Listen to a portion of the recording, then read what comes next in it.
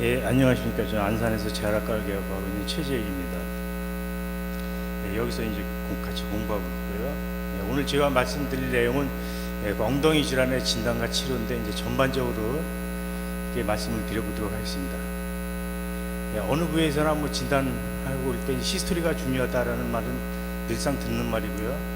그래서 이 히스토리 자세히 하기 위해서는 사실 그 부위에서 발생 가능한 질환에 대해서 우리가 충분히 숙지하고 있어야 히스토리를 잘 할 수가 있겠습니다. 그리고 히스토리 할 때 중요한 점은 또 이제 주증상이 뭐냐, 통증이냐 아니면 뭐 절이 되는 거냐 아니면 뭘 못한다는 기능장애냐를 잘 따져서 물어봐 보셔야 되는데, 환자들은 대개 이런 다른 뭐 절이거나 그런 것도 다 아프다라는 말로 이제 하나로 표현을 하기 때문입니다.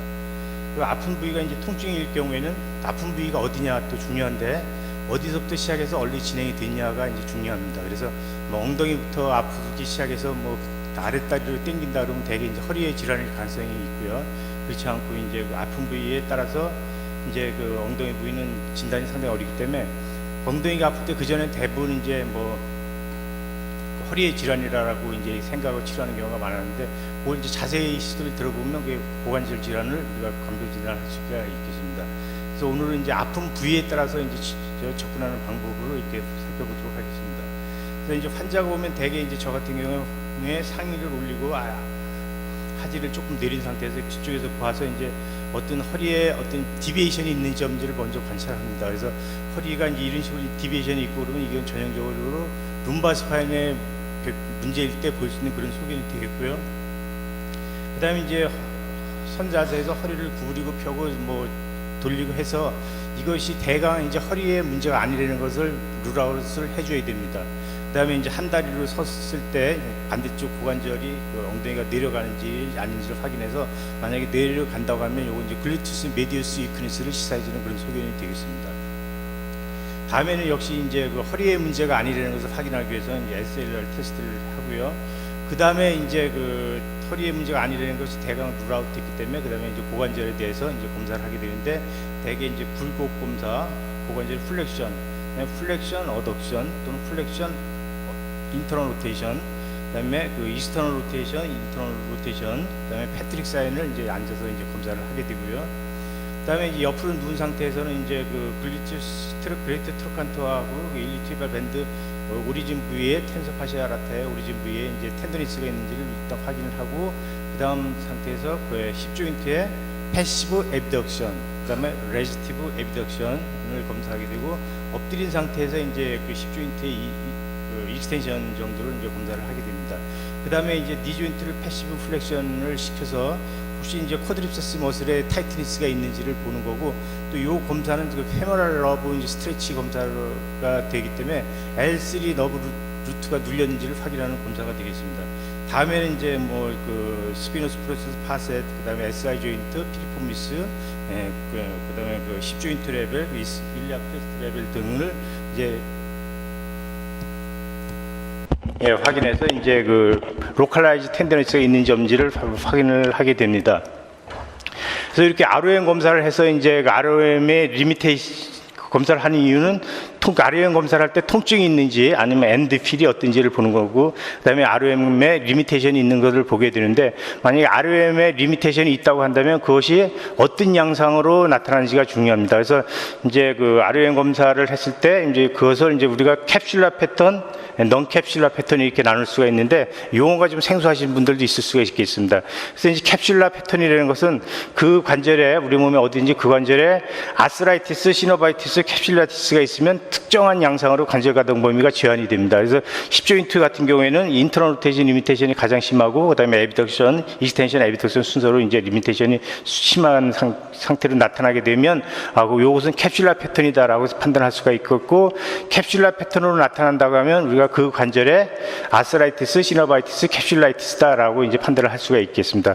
그 이의 방향으로 이제 특정한 방향으로만 관절 가동이 제한이 된다고 한다고 하면 그것을 넌 캡슐라 패턴이라고 하는데, 그럴 경우에는 우리가 이제 루즈바디나 리가멘트 스프레인 또는 뭐 버사이티스 등이 있을 때 그런 양상으로 관절 가동의 제한이 있는 것을 볼 수가 있겠습니다. 그래서 요런 개념을 조금 공부를 하시고 이제 진단하는 방법을 좀 생각해 보시고 할 필요가 있겠습니다.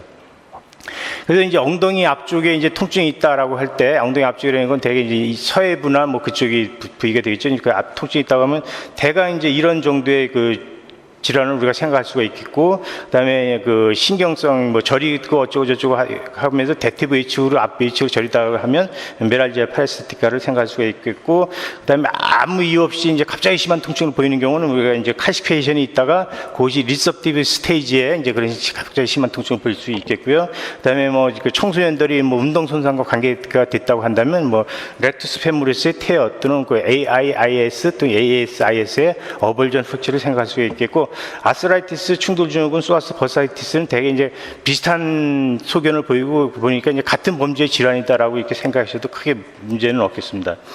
그래서 십조인트에 뭐 시노바이티스, 아스라이티스가 있을 때는 대개 이제 원인을 여러 가지로 이제 그 생각할 수가 있는데, 뭐 원인을 알 수 없는 경우가 가장 많고요. 그다음에 과도한 부하가 걸렸을 때 또는 구조적으로 어떤 그 십조인트에 구조적으로 어떤 변화가 있는 사람들이 있습니다. 선천적으로 이제 그런 구조적인 변화가 있는 경우에 이제 처음 소견이 이제 시노바이티스, 그다음에 아스라이티스, 그다음에 이제 관절에 뭐 크게 망가지는 그런 단계적으로 진행이 될 수가 있습니다.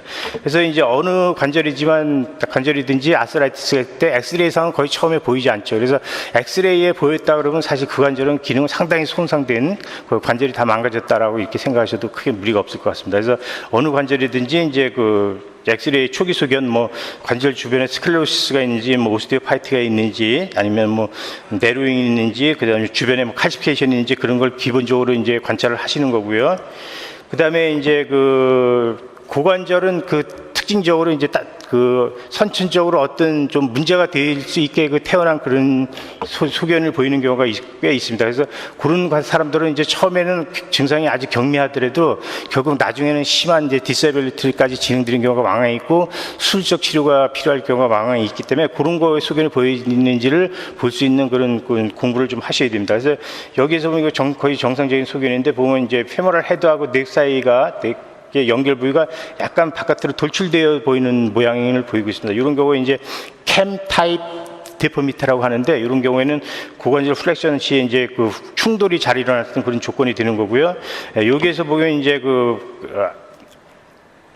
아세타빌라 포사가 이제 일류 이스키에알 라인, 요 하얗게 보이는 라인이 있는데, 이 라인을 메디알 사이드까지 이제 그 포사가 이제 지나가 있어서 이제 이런 건 콕사 프로푼다라고 하는데, 이런 경우에는 너무 과도하게 이제 페모럴 헤드를 덮고 있기 때문에 충돌 증후군이 일어날 수 있는 충분한 이제 조건이 되는 거고요.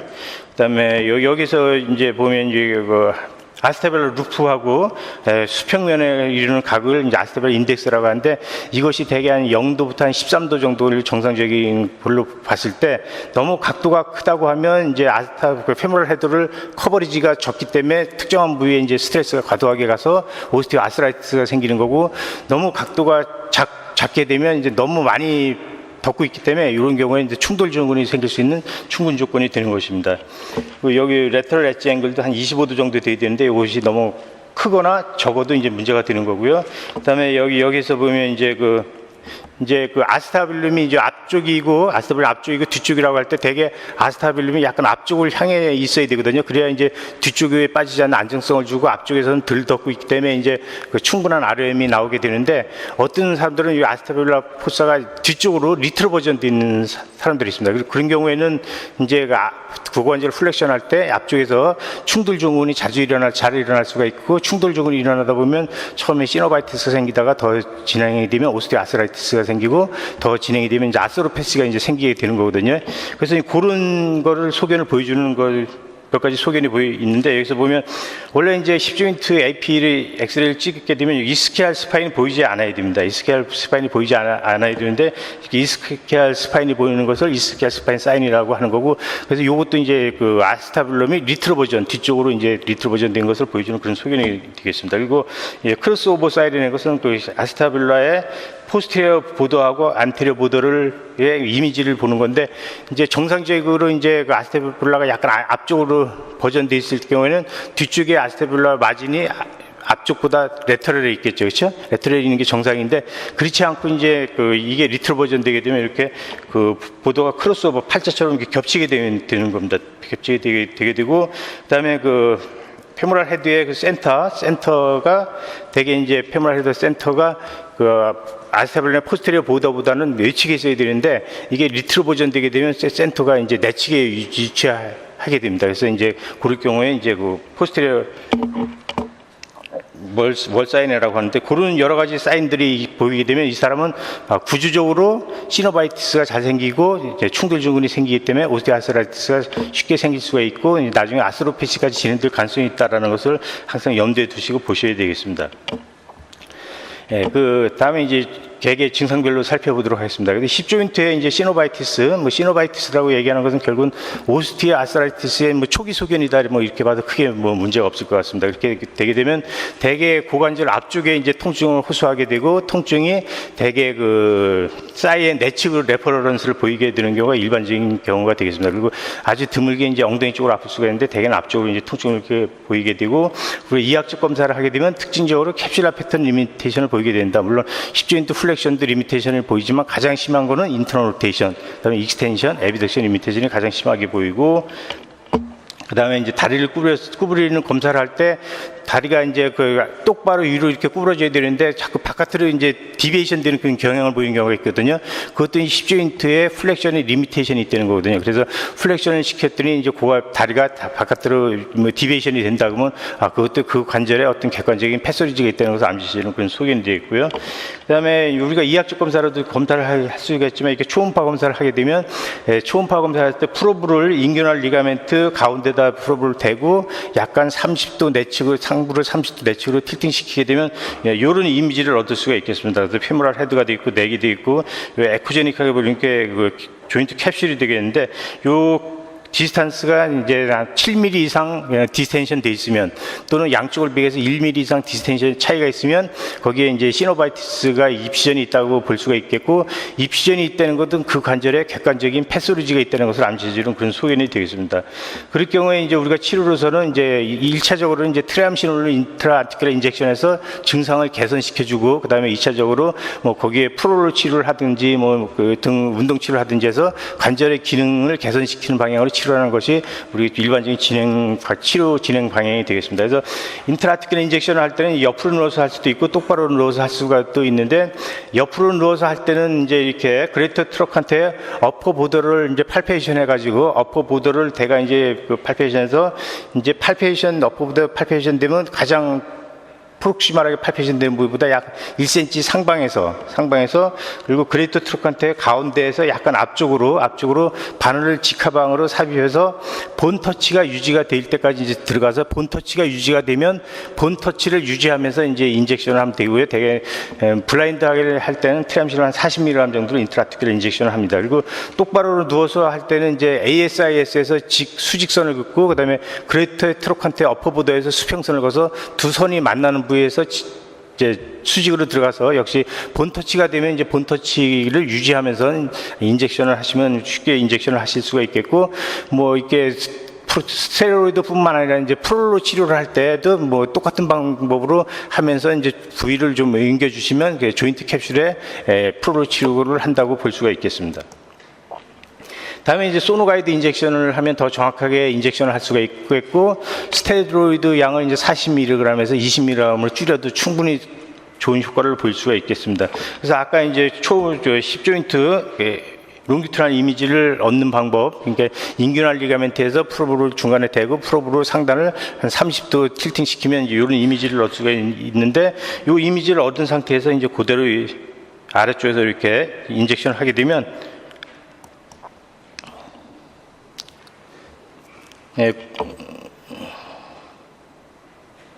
링크가 안 되네요. 하게 되면 이제 정확히 니들이 힙조인트 안에 들어간 것을 확인하면서 인젝션을 할 수가 있기 때문에 아주 적은 양으로도 정확하게 인젝션을 할 수가 있겠고 그럼에 따라서 좋은 효과를 볼 수가 있겠습니다. 그다음에 이제 어린 애들, 그러니까 5 내지 6세 애들이 갑자기 잘 놀았는데 되게 아랫다리에 대퇴부가 아프다 그러기도 하고 무릎이 아프다고 그런 경우도 있고요. 그러면서 쩔뚝거리고 이제 잘 못 걷고 이제 그렇게 오는 경우가 있는데 대개는 이제 트랜지언트 시노바이티스가 되겠습니다. 그래서 이제 그 힙조인트 플렉션 시켜보면 플렉션 잘 안 되고 인터널 리미테이션은 더 뚜렷하게 리미테이션이 있고 패트릭 사인 포지티브 소견을 보이고 만약에 초음파 검사를 한다고 한다면 이렇게 건축에 비해서 환측에서는 조인트 입시전이 있는 걸 뚜렷이 볼 수가 있겠고요.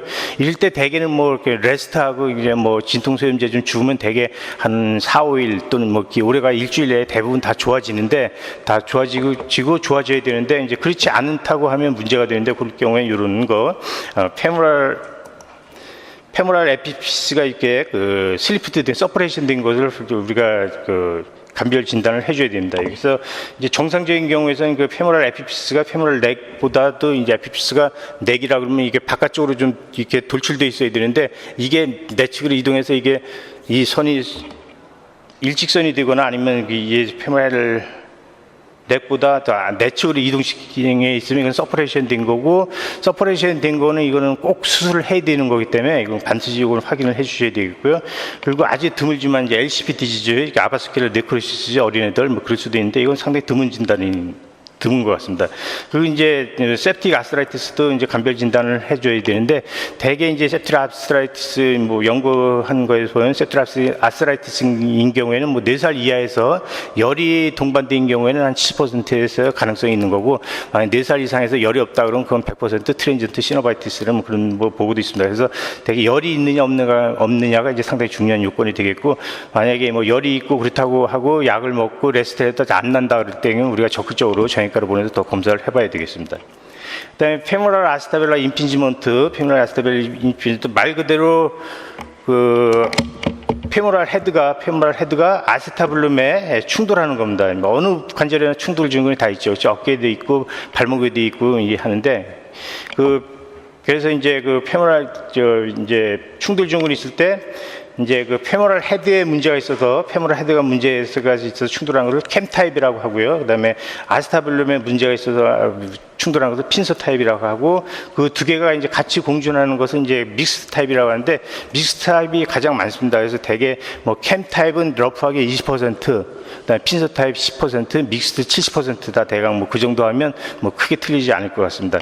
그래서 캠 타입의 원인은 그 페모랄 헤드의 디포미티가 이제 원인이 되겠고, 핀서 타입이라는 건 이제 대부분 아까 제가 말씀드린 엑스레이 변화해서 이제 과도하게 이제 페모랄 헤드를 아스타블을 과도하게 커버리지 덮고 있기 때문에 자꾸 이제 부딪히는 그런 것이 이제 핀서 타입의 원인이고 그것들로 해서 아스타빌라 리트로버전, 아스타빌름이 약간 이게 앞쪽이라고 하면 아스타빌름 안트레보더 포스트레보다가 앞쪽으로 약간 틸팅돼 있어야 되는데 이거 이제 뒤쪽으로 이렇게 그 리트로 버전되어 있으면 앞쪽이 많이 덮고 있기 때문에 플렉션 할 때 많이 부딪히겠죠. 그렇죠? 이제 그래서 이제 많이 생기는 거고, 폭사 프로푼다. 이제 아스타빌라 폭사가 너무 과도하게 이제 깊은 거죠.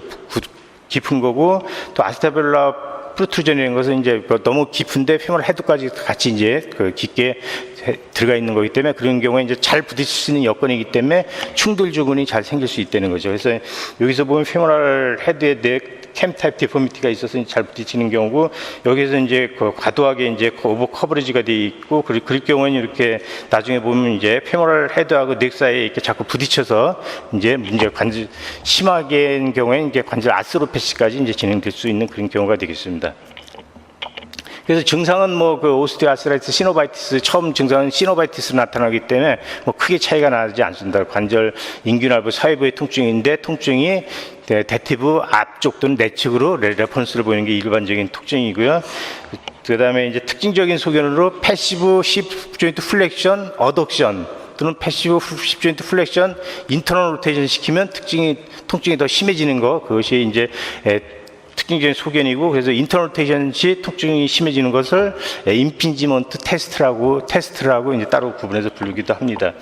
그리고 이제 힙 조인트를 플렉션, 어덕션 시 통증이 나타나는 경우가 이제 그 다른 경우도 있는데, 뭐냐면 이제 소아스 버사이티스가 있을 때도 이제 힙 조인트 플렉션, 어덕션 하면 통증이 더 심해지는데, 그때는 이제 서해부 쪽으로 통증이 심해지는 거고요. 그다음에 또 이제 그레이터 트로칸터 페인 신드롬, 트로칸터 쪽에 문제가 있을 때도 힙 조인트 플렉션, 어덕션 시 통증이 심해질 수가 있는데, 그때는 통증이 인규날부의 서해부의 통증이 아니라 고관절 외측의 통증이 심해지는 경우가 있는 것으로 증상이 나타나게 되겠습니다. 여기에서 보게 되면 이제 여기 페모랄 헤드하고 넥 연결 부위가 이렇게 약간 돌출되어서 보이는 그런 디포미티를 보이고 있고, 그래서 이게 권총 손잡이 모양이다. 그래서 뭐 권총 손잡이 사인 뭐 그렇게 얘기하기도 하고요. MRI 찍어봤더니 뭐 그 디포미티만 있는 것만 아니라 아스타빌룸도 이렇게 많이 돌출되어 있어서 요건 이제 캠 타입 데포미티하고 그 핀서 타입 데포미티가 같이 동반되어 있는 그런 모양으로 보여주고 있습니다. 그리고 이제 이렇게 앞에 페모랄 헤드 데포미티가 있을 때 이제 우리가 알파 앵글이라는 말을 들을 수가 있고 그걸 측정할 수가 있는데 알파 앵글이라는 건 뭐냐면 페모랄 헤드를 동그랗게 원을 그렸을 때 페모랄 헤드하고 넥하고 이행부위하고 그 페모랄 넥의 그 중심선을 두고서 그 각도를 측정했을 때 대개 한 50도 이하가 이제 정상적인 그런 소견이라고 볼 수가 있는데, 만약에 이것이 이제 60도 정도가 됐다 그러면 이게 캠 타입 데포미티가 있다고 판단할 수가 있겠고, 이것이 한 75도 이상이다라고 하면 이것은 틀림없이 이제 패소로직한 그런 그 변형을 볼 수 있는 그런 경우라고 이제 우리가 생각할 수가 있겠습니다. 그다음에 이제 초음파 검사를 하게 되면 이제 자꾸 부딪히기 때문에 라브랄 테어 또는 뭐 아스타벨럼 주변 페리라브랄 시스트 이거를 이렇게 보이는 경우가 있어서 초음파 검사를 하게 되면 상당히 정확하게 이제 임피니먼트가 있는지를 볼 수가 있어서 여기 보면 뭐 초음파가 이학적 검사 그런 것보다 훨씬 더 정확한 걸로 이제 보고되고 있고요.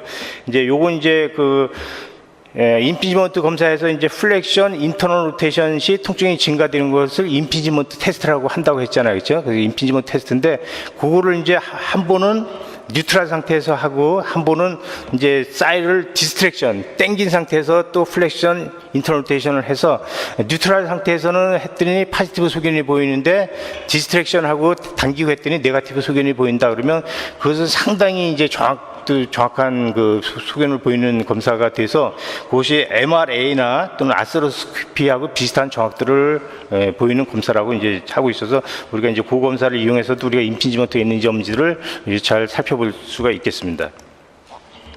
이 경우에 이제 핀서 타입 임피지먼트를 보이는 경우의 초음파 소견이고, 이제 우리가 그러면 그 사람을 어떻게 치료할 것이냐.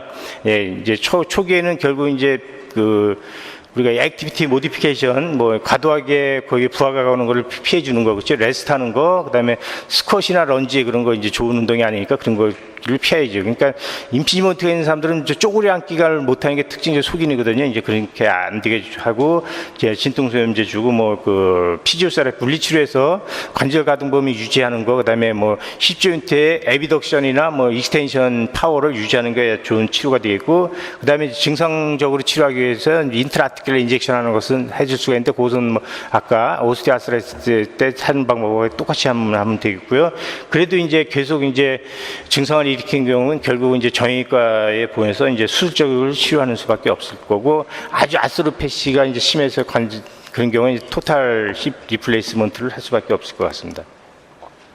그래서 요거는 이제 임피지먼트나 오스티오아스라이티스가 이제 대개 이제 어린 아이 때부터 그런 초기 소견을 보이는 경우가 있단 말이죠. 그래서 여기에서 보니 이건 이제 정상적인 발달을 보이는 경우에서 페모랄 헤드하고 넥이 이렇게 정상적인 모양을 보이고 있는 반면에 여기서는 어린 아이의 힙조인트인데도 불구하고 여기에 에피비얼 플레이트 위쪽으로 상당히 돌출된 모양을 보여주고 있잖아요. 그렇죠? 그러니까 이제 어린 나이에 너무 과도하게 운동을 많이 하게 되면 거기서 과도하게 본 형성이 돼서 이제 어린 나이에서도 이런 모습을 볼 수가 있겠고, 이런 애들은 나중에 커서 이제 큰 문제가 될 수가 있기 때문에 어렸을 때부터 잘 관리를 해줘야 된다, 그런 얘기가 되겠습니다. 그다음에 일리오스와스 버사이티스, 일리오스와스 버사라는 것은 이제 일리오스와스 텐던하고 이제 조인트 캡슐 사이에 있는 그 버사인데 정상적인 상태에서는 보이지 않고 우리 몸에서 가장 큰 버사다라고 얘기가 되고 있고, 힙조인트하고도 한 15% 커뮤니케이션 된다고 합니다. 그래서 근데 이것이 이제 어떤 원인에 의해서 이제 자극이 돼서 염증이 생기게 되면 일리오스와스 버사이티스가 생기는데, 우리가 이제 고관절 관련 이렇게 자료를 읽다 보면 일리오스와스 버사이티스 얘기 되게 많이 나오거든요.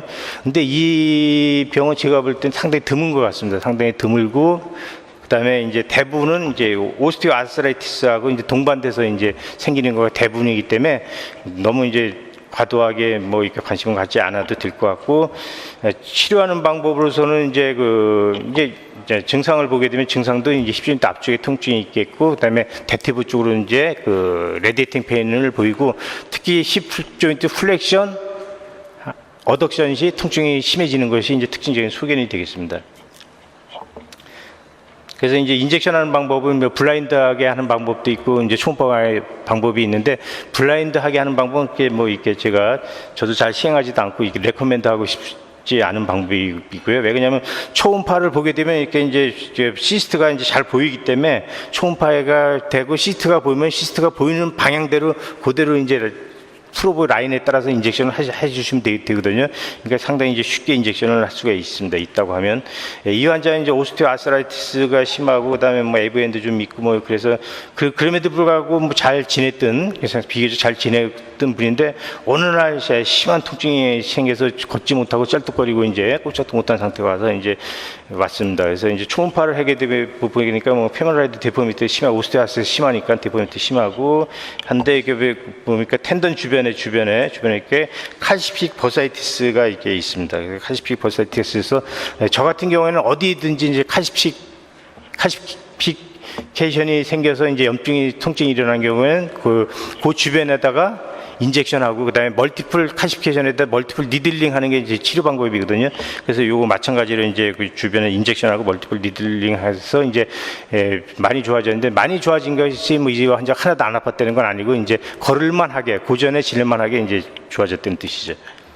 그다음에 렉투스 페모리스 테어, 이제 특히 청소년들이 갑자기 공차거나 뭐 이렇게 하다가 갑자기 대퇴부에 뜨끔하는 통증이 든 다음부터 이제 워낙 통증이 심해서 대개 이제 그 계속 운동을 못하고 퇴장하게 되죠. 퇴장하는 경우에 이제 우리가 렉투스 페모리스 테어를 의심할 수가 있는데, 뭐 렉투스뿐만 아니라 바스투스, 메디알리스 레터럴에서 얻은 것들이 다 뭐 테어가 일어날 수가 있겠죠. 그렇죠? 통증의 엔테리어 힙 쪽에 이제 통증을 일으키게 되고, 이제 그다음에 이제 테어가 되면 이제 쿼드립세스 페모리스 쿼드립세스의 머슬 스파즘이 상당히 심하기 때문에 이제 패시브 디플렉션이 잘 안 됩니다. 리미테이션이 심하게 나타나고 또 통증이 심하게 나타나고, 또 특징적으로 요거 이제 렉투스 페모리스가 니 조인트 익스텐서면서 힙 조인트 플렉서잖아요. 그렇죠? 레지스티브 힙 플렉션, 레지스티브 니 익스텐션 시 통증을 보이고 유크니스를 보이는 게 특징적인 그런 소견이고요. 잘 만져보면 로컬라이즈 텐더니스를 확인할 수가 있고, 특히 텐더니스가 이제 AISV인 경우에는 우리가 꼭 어벌전 프랙처를 감별 진단을 해야 되고, 또 이때는 또 ASIS에서도 이제 어벌전 프랙처가 나타나도 비슷한 소견을 볼 수가 있기 때문에 고기들이 텐더니스가 있는지 꼭 감별 진단을 해야 되겠습니다. 그 다음에 이제 그 병변이 확인되고 초음파 확인되면 그 부에다가 PDRN이나 아니면 그 프로 용액을 인젝션, 인필트레이션 해줄 수가 있고요. 그 다음에 레스트 하게 되면 대부분 아무 후유증 없이 잘 낫게 되는데, 경우에 따라서 이제 거기에 뭐 블러드 같은 게 고이고 그래서 그것이 나중에 파이브로시스가 생겨서 문제가 될 수가 있기 때문에, 이제 만약 블러드 컬렉션이 많이 있다고 하면 꼭 아스피레이션을 해주셔야 되겠습니다. 네, 요건 이제 렉투스 페모리스 테어가 여기 있어서 어떤 그런 환자가 되겠고, 그 다음에 요 경우에는 갑자기 넘어진 다음에 때 다리를 들 수가 없다, 걸을 수가 없다. 이제 근데 걸을 때 다리의 어드밴스 플렉션이 안 됩니다. 안 되고, 다 누워서도 다리 들라고는 못 들고, 이제 그래서 초음파 검사 해봤더니 이렇게 어벌전 프랙처가 있는 경우거든요. 그래서 AIS, 렉투스 페모리스가 오리지널은 보이죠. 그 다음에 ASIS, 어벌전 프랙처는 엑스레이 찍어서는 안 나옵니다. 엑스레이 찍어서 안 나오기 때문에 그 감별 진단할 때는 꼭 초음파로 감별 진단을 해야 되고요. 이 경우에는 갑자기 이유 없이 심한 통증이 그 고관절 앞쪽에 있어서 왔는데, 보니까 AIS 표층에 이렇게 칼시피케이션이 있습니다. 칼시피케이션이 있고, 엑스레이 찍었을 때도 칼시피케이션이 보이고, 그래서 칼시피케이션이 있으면 어디든지 주변에다 스테로이드 인필테이션하고 멀티플 니들링, 이제 바늘로 이제 칼시피케이션을 많이 쪼아주는 거죠. 이렇게 깨뜨리는 데는 의미로 하게 되면 이제 칼시피케이션이 없어지면서 증상이 드라마틱하게 없어지게 됩니다. 그 다음에 이제 관절 엉덩이 옆쪽 병변일 때는 대개 이제 그 그레이터 트로칸트 페인 신드롬, 그 전에 이제 뭐 글루티어스 텐던에 뭐 테어다 뭐 어쩌다 뭐 이렇게 여러 가지로 구분해서 이제 했는데, 요즘에는 하나로 뭉뚱그려서, 그러니까 결국 이제 패솔로지가 결국은 글루티스 메디우스나 글루티스 미니무스 힙 에비덕터의 테어 또는 유크니스 때문에 2차적으로 다 발생되는 거기 때문에 그냥 그레이터 트로칸트 페인 신드롬 이렇게 통칭해서 이제 부르고 있고요. 그 다음에 이제 그 주변에도 칼시피케이션이 많이 생겨서 칼시피케이션에 의해서 통증이 나타날 수가 있겠습니다. 그래서 글루티스 미니무스는 그 그레이터 트로칸트 엔테리어 파세드에 인서션하고, 미디우스는 레트럴 파세드 인서션하고, 맥시무스는 포스테리어 파세드를 지나가게 되는데요. 프로브를 이렇게 횡으로 대게 되면 앞쪽에 글루티스 미니무스는 길기 때문에 더 두껍게 잘 보이고, 글루티스 미니무스는 좀 짧기 때문에 이제 이렇게 얇게 보이는 그런 모습이고, 그 겉으로는 이제 일류 티비알 밴드가 지나가는데, 요 사이가 이제 다 벌사가 있어서 그 사이에 이제 스웰링이 있느냐 없느냐를 보고 이제 치료를 하는 게 관점이 되겠습니다. 그래서 증상은 대개 이제 환자가 딱 짚습니다. 고관절 외측에 이제 자기 여기가 아파요. 또는 뭐 아랫다리 쪽으로 무릎까지 이제 통증이 나타난다고 호소하는 경우가 되겠고, 걸을 때 뭐 소리가 난다 그렇게 얘기하는 경우도 있습니다. 그래서 요 그레이트 트로칸트 페인일 때 특징은 이제 여기 주변에 로컬라이즈 텐더니스가 잘 찾아보면 틀림없이 있고요. 그다음에 패시브 에비덕션, 레지스티브 에비덕션이 둘 다 통증을 보이는 것이 그 특징적인 소견이 되겠습니다. 다리를 옆으로 벌릴 때, 저항을 줘서 다리를 벌리게 했을 때 통증이 나타나는 것이 그 특징적인 소견이 되겠고요. 그다음에 그 패시브 플렉션, 어덕션을 하게 되면 여기서 당겨서 관절 외측에 통증이 나타나게 됩니다. 그래서 만약에 패시브 플렉션, 어덕션이 관절 내측 서해부 쪽에 통증이 나타난다고 한다면 이건 소아스 버사이티스나 아니면 임핀지먼트를 하고 이제 감별 진단을 꼭 해야 되는 거고, 뭐 인젝션 하는 방법은 초음파를 대고 이제 보이는 대로 인젝션을 해주면 됩니다. 여기서 보게 되면 글루티우스 미디우스하고 일리오티biak 밴드 사이에 원래 이제 버살 플루이드가 거의 보이지 않고 간격이 잘 안 보이면 정상이거든요. 근데 이렇게 두껍게 보여서 여기 버사이티스가 있구나 해서 초음파 가이드로 인젝션 했던 그런 경우가 되겠고요. 이 환자도 마찬가지입니다. 그래서 요 버살 스웰링이 있어서 이게 초음파 되고 이제 초음파 되고 보이는 대로 초음파 프로브 방향에 따라서 인젝션을 하면 인라인으로 이제 인젝션을 하는 것이 되겠습니다. 그다음에 주변에 이제 그쪽에 통증이 있을 때 이제 그 초음파로 또는 뭐 로컬라이즈 텐더니스를 잘 찾아보게 되면 그 칼시피케이션 때문에 이제 통증이 있는 경우가 왕왕 있거든요. 그런 경우에 이제 로컬라이즈 텐더니스를 꼭 찾으시고 초음파를 보고 거기다 이제 이 칼시피케이션 주변에 인젝션 다음에 칼시피케이션에 멀티플 니들링 해주시면 이제 드라마틱한 효과를 볼 수가 있겠습니다.